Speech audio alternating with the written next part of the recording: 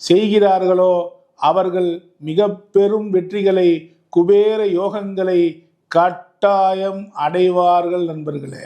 உத்திர நட்சத்திரத்தன்று உத்திர பசுபதீஸ்வரரை திருச்செங்காட்டங்குடி சென்று வணங்கி பாருங்கள்.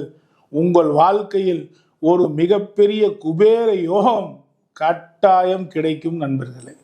பொதுவாகவே நாம் எங்கு சென்றால் இந்த மிதுன ராசிக்காரர்கள் வெற்றி பெற முடியும் என்று பார்த்தால் அது திருவண்ணாமலை தான் என்பதனை நீங்கள் மிகச் சிறப்பாக உணர முடியும்.